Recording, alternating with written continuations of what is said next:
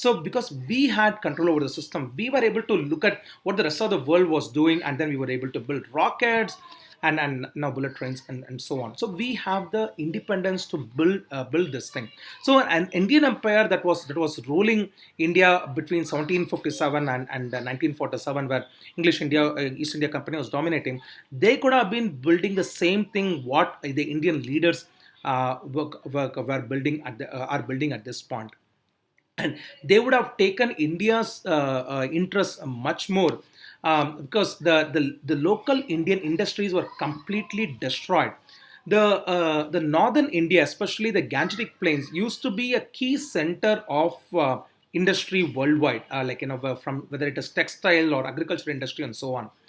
But then the East India Company primarily concentrated power around the southern coast, whether it is a Bombay or Madras and so on, and Calcutta, or the Indian Ocean coast, and in the interior was completely left without much improvement, without new cities and so on.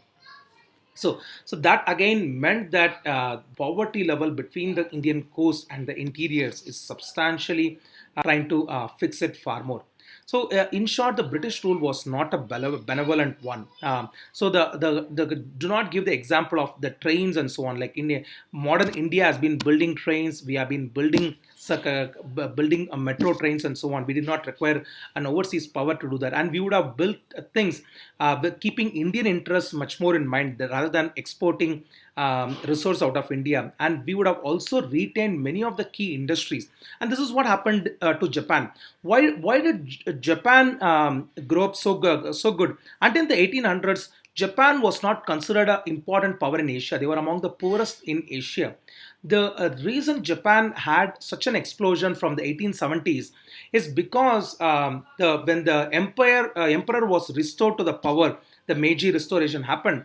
They were able to they were able to take modern technologies from US and Germany and other countries, and they were able to build their own future. Whereas India, we did not have that option. So Japan was able to become a great power even by 1905, whereas India was continuously declining. So that is the value of having independence. And one final thing, the independence movement also had a huge side effect. So regardless of left and right, if you ask a random person from the street in which era we had the most honest politicians, was it in the 1940s, was it, or is it now? Almost 99% of the people would say that the 1940s era politician is far more honest and was more serious than the current one.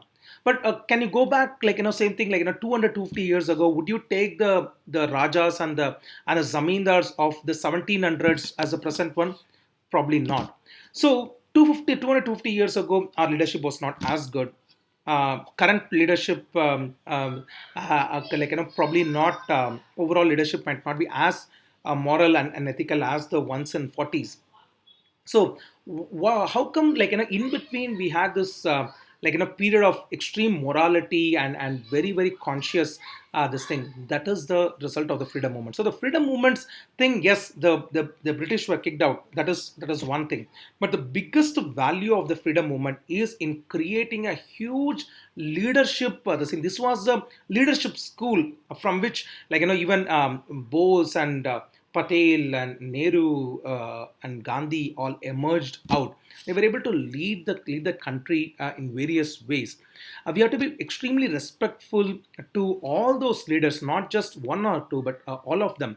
Some of those in the right wing keep abusing the left wing leaders, or the so-called left wing leaders like Nehru and Gandhi. Every leader was extremely important. Nehru was extremely important to the rise of India, and so were the contributions of people like Bose and Tilak and so on. So rather than seeing it as a left and right, let us see it as India. Thank you. Let's make this 74th Independence Day a great thing to start thinking about what India means, and hopefully in the next 5 years we can take India to far bigger greatness. Thank you.